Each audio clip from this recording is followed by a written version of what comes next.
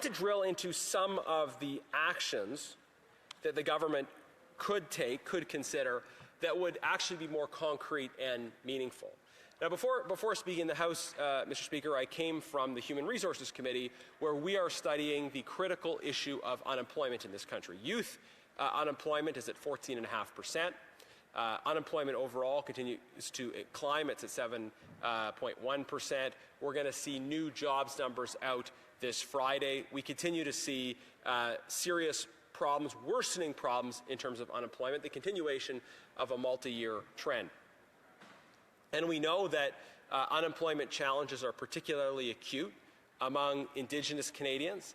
The Statistics Canada reports on unemployment actually don't even include Indigenous people living on reserve.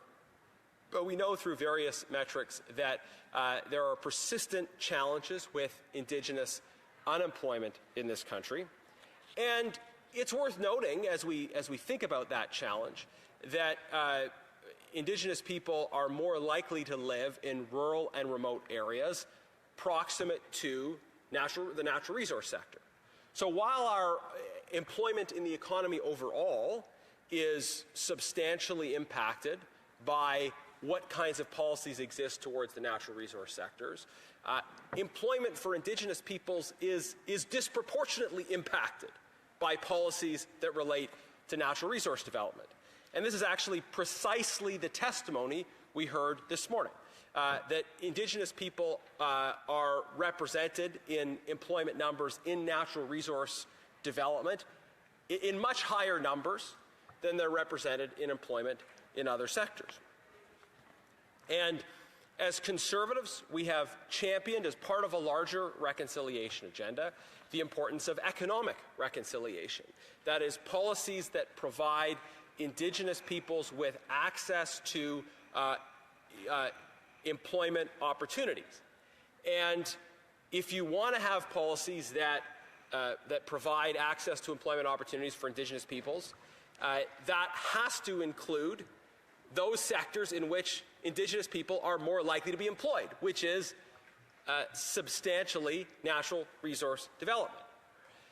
Policies from this government that have blocked at every turn the natural resource sector make it more difficult for Indigenous peoples to find employment.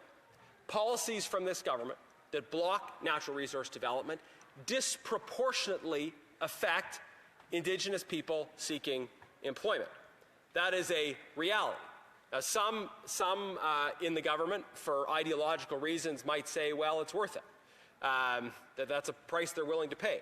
But I think they should acknowledge the disproportionate negative impact of their anti-energy policies on Indigenous peoples. Also, what we heard just a few minutes ago at the Human Resources Committee on the issue of resource development was an acknowledgement from experts that the tone, the aesthetic from the Prime Minister's office may have changed around discussion of resources, but the substance has not changed.